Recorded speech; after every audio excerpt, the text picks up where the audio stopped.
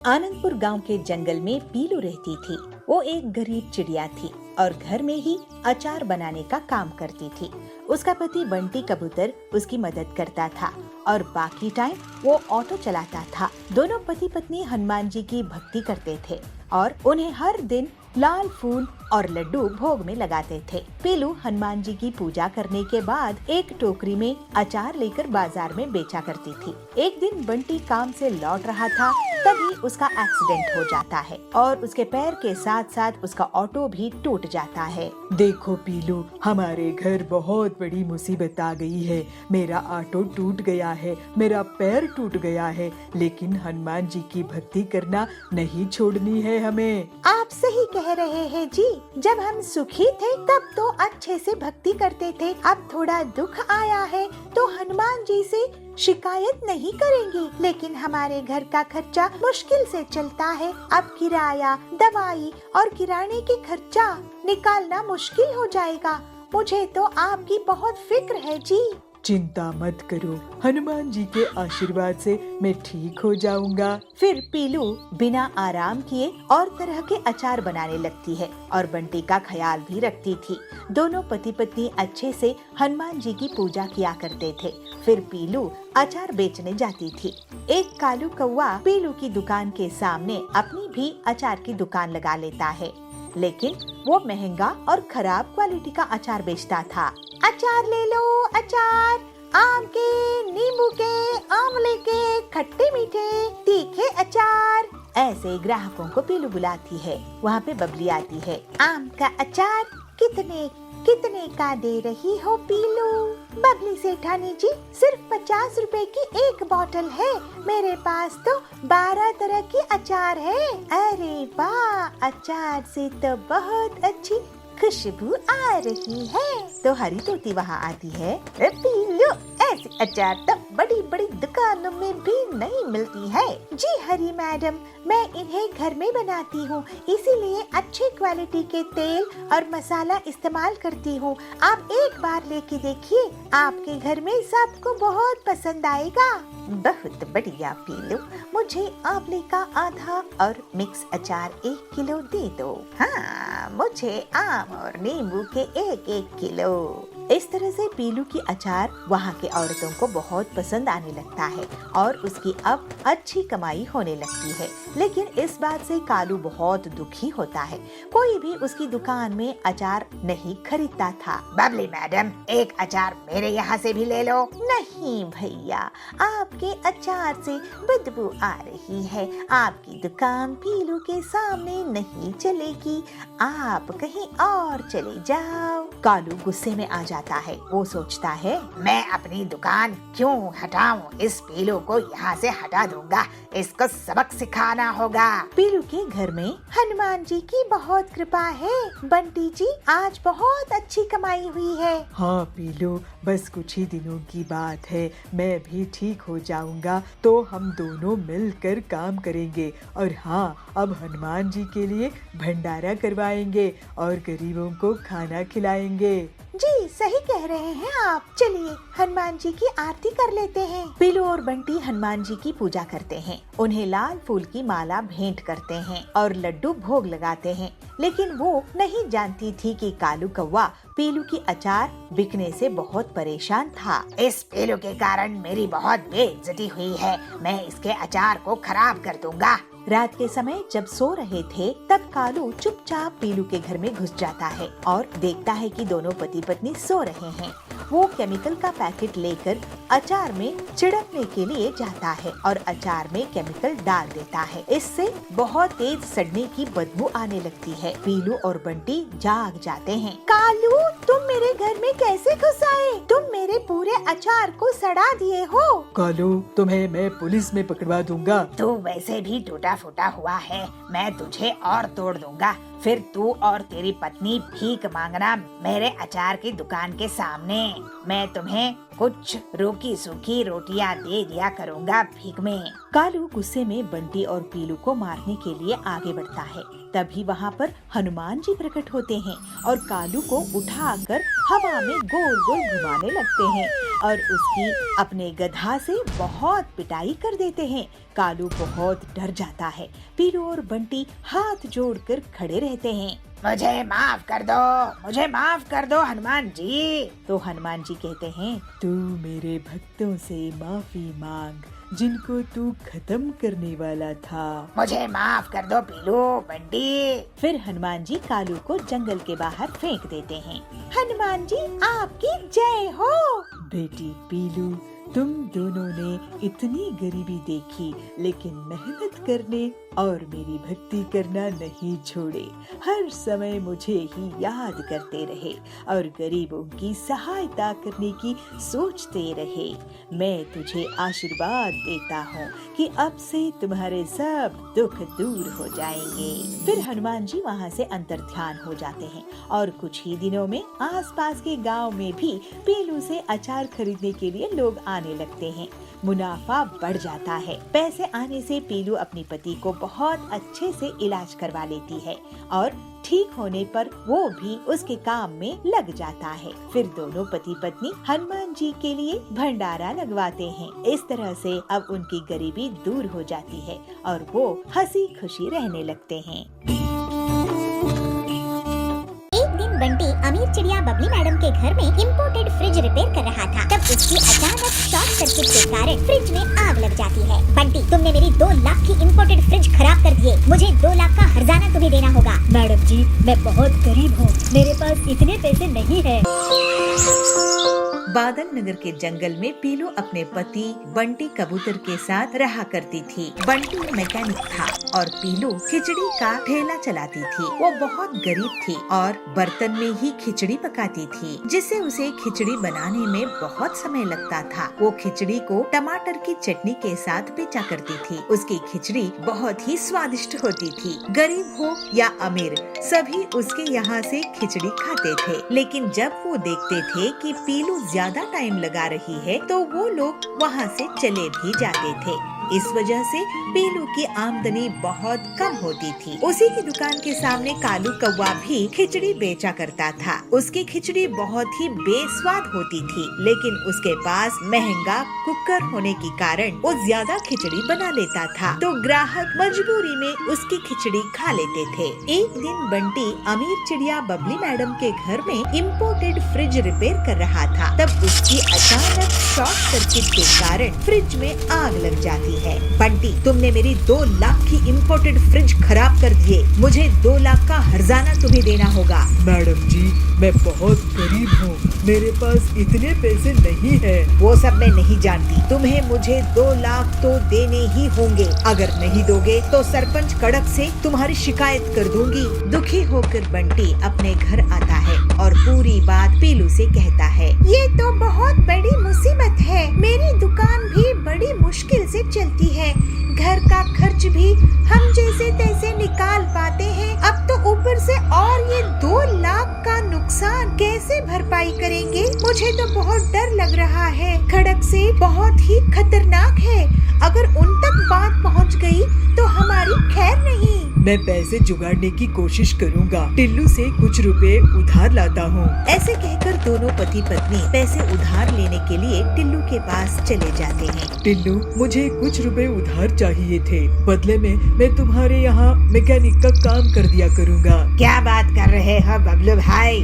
क्या मैं तुमसे उधार के बदले में काम लूँगा? लेकिन तुम्हें उधार की जरूरत कैसे आ पहुँची? इन्हें अपने काम में बहुत बड़ा नुकसान हुआ है टिल्लू भैया। बबली मैडम को 2 लाख रुपए देने होंगे। अगर हमने पैसे वापस नहीं किए तो वो खड़क सेठ को बता देंगी और हमारे ऊपर बहुत बड़ी मुसीबत आ जाएगी। अब आप ही कुछ कीजिए। हाँ टिल्लू, हमारी थोड़ी मदद कर दो। बदले में मैं तुम्हारे यहाँ काम कर लूँगा। अरे तुम लोग घबराओ मत, मैं तुम्हारी मदद जरूर करूँगा। वैसे पीलू भाभी, आपका खिचड़ी का काम कैसा चल रहा है? मेरे पास कुकर नहीं है भैया। कालू के पास कुकर है तो वो बहुत ज्यादा खिचड़ी बना लेता है। मैं अकेले ज्यादा नहीं बना पाती हूँ तो बहुत कम आमदनी होती है। अरे बंटी भाई, तुम इतने होनहार मैकेनिक हो, तुम पीलू भाभी के लिए कुकर मशीन क्यों नहीं बनाते थे, जिससे ये ज्यादा क्वालिटी में और तेजी सकेगी और तुम्हारा बहुत मुनाफा भी होगा। अरे ये आइडिया मुझे क्यों नहीं आया? टिल्लू भाई, तुमने तो हमारी मुसीबत ही हल कर दी। अब मैं लकड़ी का कुकर मशीन बनाऊंगा। आखिर गरीबों के पास भी तो कुकर होना चाहिए। फिर थोड़े ही दिनों के बाद बंटी पीलू के लिए लकड़ी का कुकर मशीन बनाकर तैयार कर देता है और वो लोग मिलजुल कर खिचड़ी बनाने लगते हैं। एक दिन बबली मैडम उनकी दुकान में आती है। अरे वाह बंटी, तुमने तो ये नायाब कुकर मशीन बनाई है। ऐसी लकड़ी की कुकर मशीन तो मैंने पहले कभी नहीं देखी। जरा मुझे अपनी खिचड़ी तो खिलाओ। खिचड़ी खाकर बबली बहुत खुश होती है। इसका स्वाद भी बहुत टेस्टी है। बबली मैडम जी, आपकी तारीफ का शुक्रिया। ये लीजिए 25,000 रुपए। बाकी हम जल्दी ही आपको लौटा देंगे। ऐसे ही दोनों पति पत्नी की दुकान के सामने बहुत से ग्राहकों की भीड़ बनी रहती है। एक दिन जाबाज इनकी दुकान पर आता है और कहता है, अरे बंटी भाई, ये तो गजब की मशीन बनाई है आपने। मुझे पूरे घर के लिए खिचड़ी देना। हाँ हाँ, बबली मैडम भी तारीफ करके गई है। इसमें जरूर कोई न कोई खास बात होगी। एक काम करो, मेरे लिए भी ऐसा ही एक लकड़ी का कुकर बना दो ना। उनकी दुकान चलती देखकर कालू कौवा बहुत जलने लगता है। वो पीलू और बंटी की दुकान की भीड़ देखकर सोचता है, इनकी दुकान तो जोर जोर से चलने लगी है। मुझे इनकी काट निकालनी पड़ेगी, नहीं तो ये लोग मेरी दुकान बंद करवा देंगे। ये लकड़ी की कुकर मशीन में तोड़ कर रख दूंगा। उसके बाद ये लोग बबली मैडम का उधार भी नहीं चुका पाएंगे। फिर कड़क सेठ इनकी धुलाई कर देगा। इन्हें तो जंगल ही छोड़कर जाना पड़ेगा। उसी रात कालू एक हथौड़ा लेकर पीलू और बंटी के घर जाता है और खिड़की से चुपचाप झांक कर देखता है। बंटी और पीलू सो रहे थे। कालू अंदर आता है और मशीन में अपना हथौड़ा चलाता है, लेकिन प्रेशर के कारण लकड़ी का कुकर ब्लास्ट हो जाता है और कालू जोर से चीख उठता है। उस पर गरम खिचड़ी गिर जाती है। नींद से उठकर पीलू चिल्लाती है, चोर चोर। दोनों पति पत्नी कालू को पीटने लगते हैं। मारो मारो। अरे ये तो कालू है। कालू, तू हमारे घर में इस वक्त ये हथौड़ा इस मशीन को तोड़ने के लिए आया था क्या? अरे मुझे इस गरम खिचड़ी से तो बचाओ, मैं जल रहा हूँ। बंटी और पीलू उस पर एक बाल्टी पानी डालते हैं। हाय, मैं तो जल गया। मैं तुम्हारी कुकर मशीन तोड़ने वाला था, क्योंकि तुम्हारी तरक्की से मुझे बहुत नुकसान हो रहा था। तुम गरीबों को बढ़ता हुआ देखकर मैं खुश नहीं था। अब तो मैं काम करने लायक भी नहीं रहा। अपनी मेहनत पे आपको भरोसा होता कालू भैया, तो आज आपकी ऐसी हालत नहीं होती। तुम्हारी हालात देखकर मुझे बहुत बुरा लग रहा है। तुम अब किसी की दुकान में काम कर लो, लेकिन अब से धोखाधड़ी नहीं करोगे, नहीं तो तुम कहीं के नहीं रहोगे। कालू बंटी और पीलू का कहना मान लेता है और अपनी गलती से सीखता है। कालू अब से पूरी ईमानदारी से काम करता है। बंटी एक और लकड़ी का कुकर मशीन बना लेता है। उसके बाद से बंटी और पीलू की खिचड़ी बनाने की दुकान से बहुत अच्छी कमाई होने लगती है और वो लोग बबली मैडम का उधार भी चुका देते हैं और हंसी खुशी रहने लगते हैं।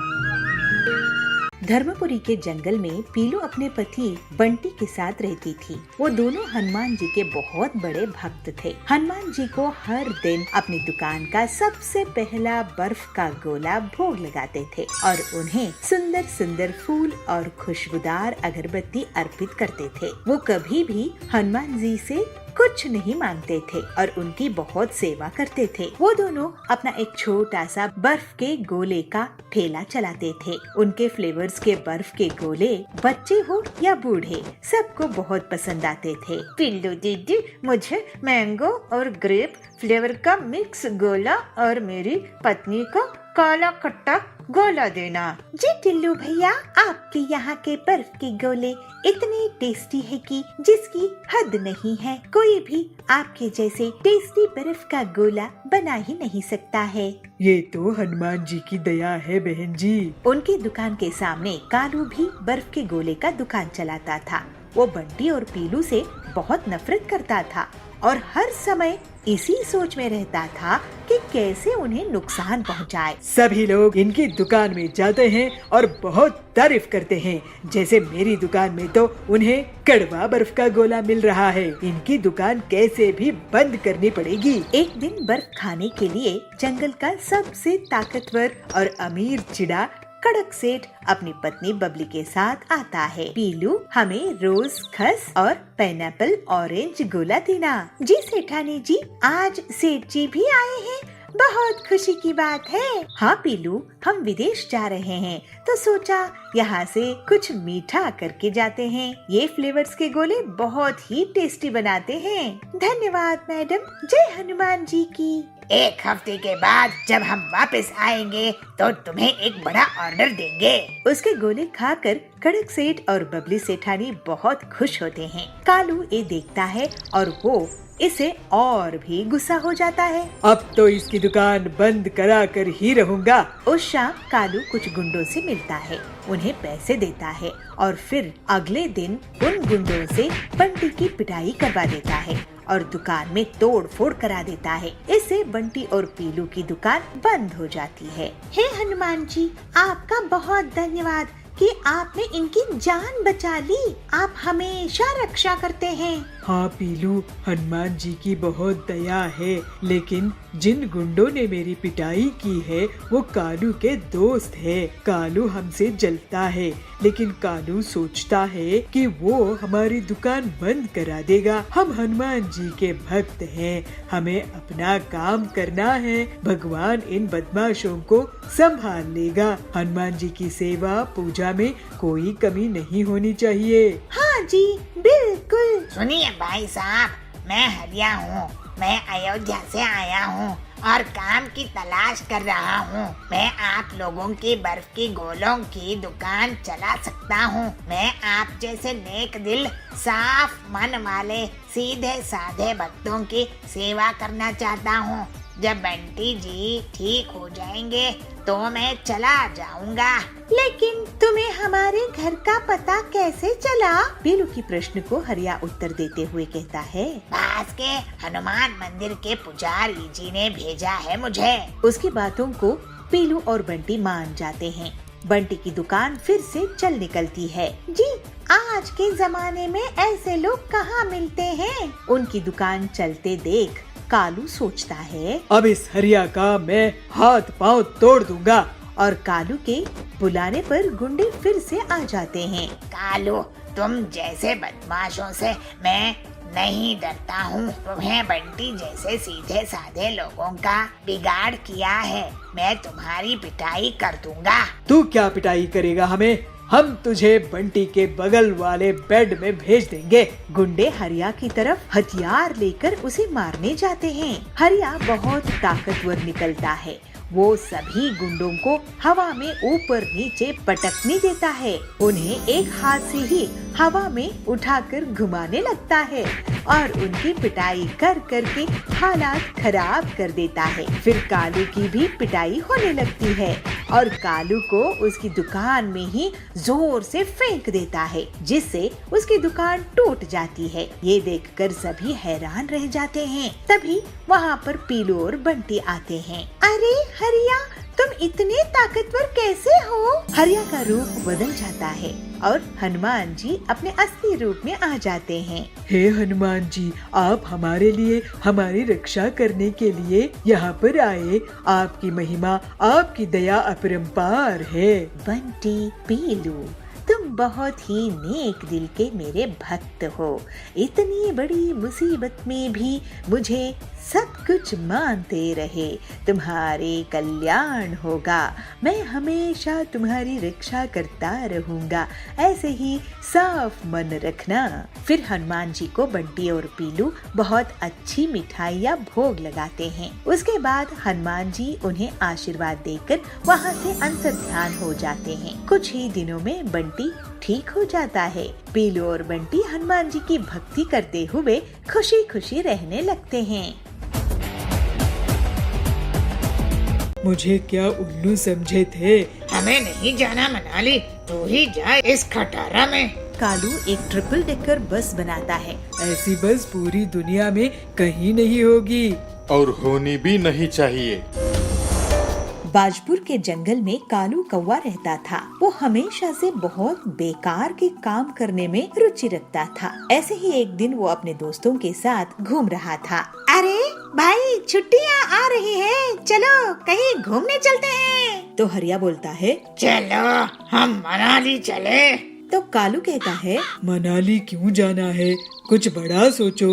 हम लोग चांद पर चलते हैं, वहाँ घूमेंगे तो हमारी जंगल में नाम होगा। मनाली तो हर कोई जाता रहता है। नहीं भाई, मुझे तो मनाली ही जाना है। रॉकेट का पैसा कहाँ से लाएंगे? ये कहकर कालू के दोनों दोस्त उसकी हंसी उड़ाते हैं। अच्छा ठीक है, लेकिन मेरे स्कूटर में चलेंगे। ट्रिपल सवारी? अगले दिन कालू उनके सामने अपना स्कूटर लाता है। उसको देखकर वो लोग हैरान रह जाते हैं। कालू के स्कूटर में अगल बगल 2 और स्कूटर जुड़े रहते हैं। है ना कमाल का मेरा स्कूटर, चलो अब इसमें चलते हैं। अरे वाह कालू, तूने तो बहुत ही अच्छा आविष्कार किया है। हाँ, मुझे क्या उल्लू समझे थे। चलो अब मजे करेंगे मनाली में। इस तरह से तीनों दोस्त उस स्कूटर में निकल पड़ते हैं, लेकिन थोड़ी ही दूरी में उसका पेट्रोल खत्म हो जाता है। अरे ये क्या, 5 किलोमीटर में ही पेट्रोल खत्म हो गया? हाँ, 3 स्कूटर है ना, वजन कम करने के लिए मैंने एक ही पेट्रोल टैंक लगाया है, लेकिन 3 इंजन है तो पेट्रोल थोड़ा ज्यादा पीती है ये स्कूटर। हे भगवान, हर 5 किलोमीटर में इसका पेट्रोल खत्म हो जाएगा। हमें नहीं जाना मनाली, तू ही जा इस खटारा में। कालू के दोनों दोस्त वहाँ से भाग जाते हैं। अरे रुको रुको, स्कूटर को धक्का तो दे दो। कालू अपना स्कूटर धक्का देकर घर वापस लाता है और अपने पिता कड़क से कहता है, पापा, मेरे दिमाग की इस गांव में कोई कदर नहीं है। बेटा, तू कहीं नौकरी कर। तू बहुत ही बेकार की चीज बनाता है जो मुसीबत ज्यादा करती है, समाधान नहीं। मतलब तू काम ज्यादा बिगाड़ता है। लोगों के काम आएगा तो लोग तुझे पसंद करेंगे। कालू सोच में पड़ जाता है कि वो लोगों की नजर में कैसे उठे। तभी वो एक डबल डेकर बस को देखता है। पूरी बस भरी हुई थी और फिर भी लोग उसमें चढ़ रहे थे। अब मैं ऐसी बस बनाऊंगा कि लोगों की तकलीफ हमेशा के लिए दूर हो जाएगी। इसके बाद कालू एक ट्रिपल डेकर बस बनाता है और बड़े शान से निकलता है। लेकिन उसकी बस इतनी ऊंची होती है कि वो फोन के केबल, टीवी केबल और बिजली के तारों को तोड़ते हुए निकलती है।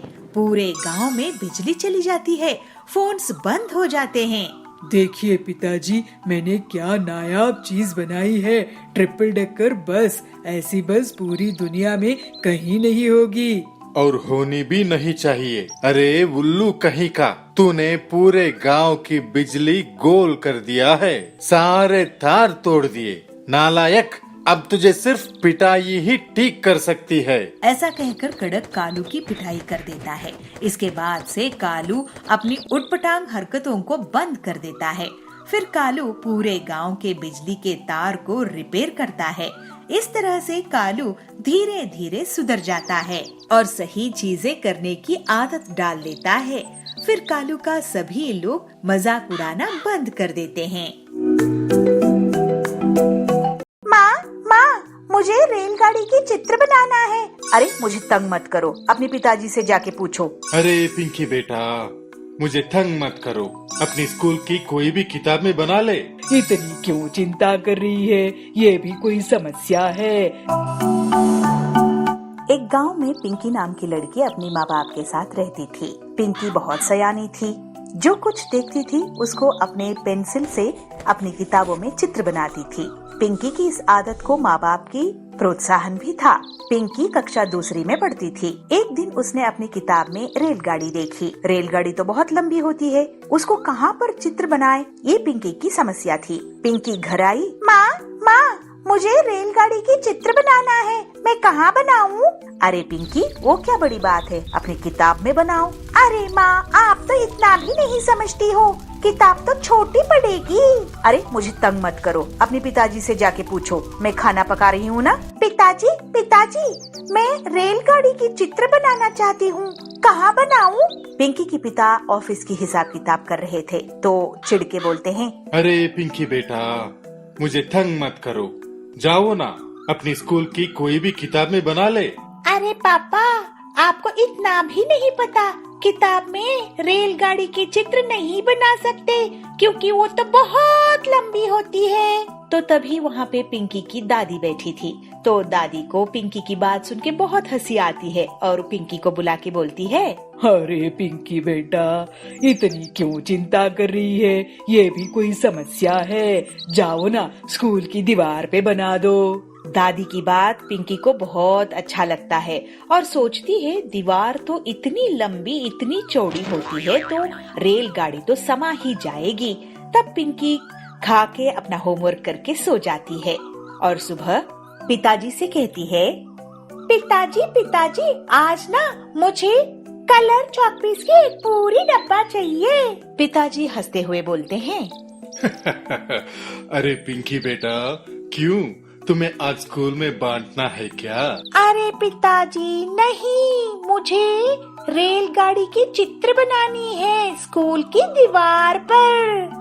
दिला तो दूंगा, लेकिन घर तक कंप्लेंट नहीं आनी चाहिए, ठीक है?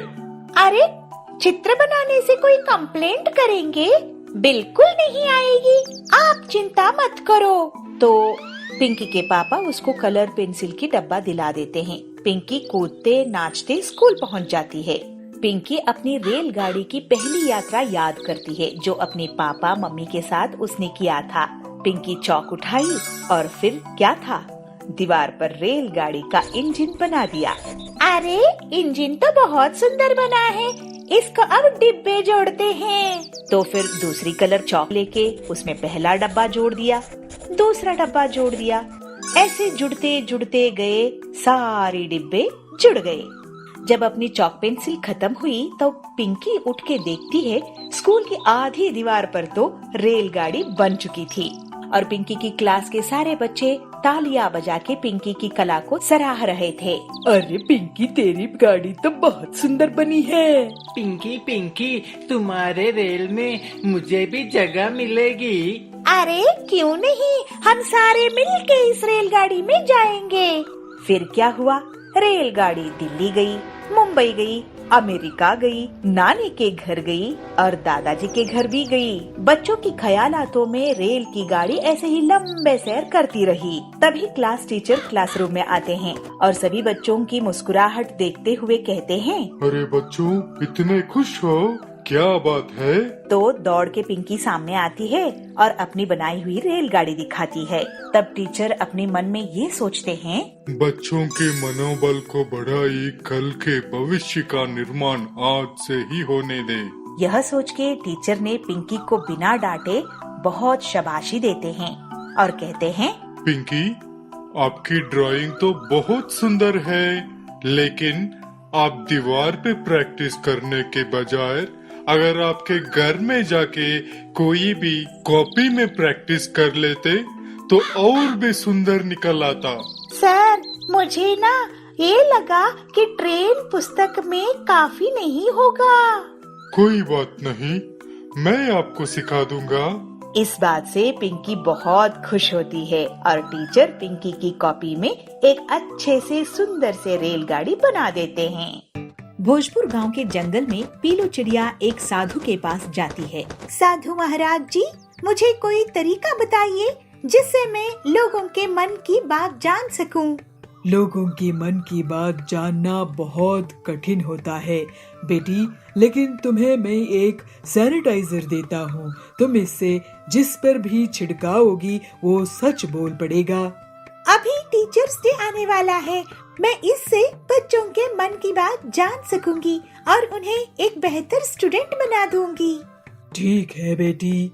अगले दिन फिर पीलू स्कूल जाती है और क्लासरूम में आती है। बंटी, तुमने होमवर्क क्यों नहीं किया है?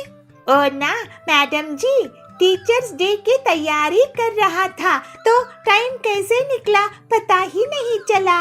पीलू उस पर साधु का दिया हुआ सैनिटाइजर छिड़का देती है और वो सच बोलने लगता है। मैडम जी, मैं सो रहा था, मोबाइल में गेम खेल रहा था, होमवर्क करने का मन नहीं था और टीचर्स डे कब है मुझे पता ही नहीं। अब बोले ना असली बात। बंटी को पनिशमेंट मिलती है। कालू ये सब देखकर सोचता है, मैं ये सैनिटाइजर चुरा लूंगा। कालू पीलू के बैग से चुपचाप सैनिटाइजर चुरा लेता है। फिर वो मजे लेने लगता है। वाह भाई साहब, आपके बेटे को तो बहुत अच्छी नौकरी लगी है। कालू उस पर सैनिटाइजर छिड़का देता है। मेरा बेटा आपके बेटे से ज्यादा टैलेंटेड है। आपका बेटा रिश्वत देकर नौकरी में लगा है। अरे क्या बकवास कर रही हो? और कालू हंसता है। शाम में कालू पीलू और उसके पति जाबाज के घर के पास जाते हैं। क्यों जाबाज जी, आज भी आप घर लेट आए हो? कहाँ थे? वह एक दोस्त से मिलने अस्पताल गया था। कालू उस पर सैनिटाइजर छिड़का देता है। अरे मैं कोई अस्पताल नहीं गया था। तुम टीचर हो ना, तो तुम्हारी डांट से डर लगता है तो थोड़ा झूठ बोल दिया। मैं तो बार में गया था। हाँ, अभी मजाक चकाती हूँ तुमको। जाबाज की झाड़ू से पिटाई हो जाती है। ये देखकर कालू बहुत ही खुश होता है। तभी पीलू उससे सैनिटाइजर छीन लेती है और कालू को डांट लगती है। कालू, ये तुम स्टूडेंट्स के भले के लिए था, तुम्हारी मस्ती के लिए नहीं। अब तुम टीचर्स डे में 5 ऐसे लिख कर लाओगे। अगर कोई बहाना बनाए तो याद रखना, मेरे पास ये सच उगलने वाला सैनिटाइजर है। जी जी मैडम। ये सुनकर कालू वहाँ से भाग गया। अरे पीलू, ये साधु का दिया सैनिटाइजर इतना असरदार है, ये तुम इससे कड़क की मदद क्यों नहीं करती? सुना है वो एक बहुत बड़े चोर को पकड़कर लाया है, लेकिन वो पैसा कहाँ छुपाया है ये नहीं बता रहा है। मेरा भाई इंस्पेक्टर कड़क की भी मैं इसी सैनिटाइजर से मदद करती हूँ।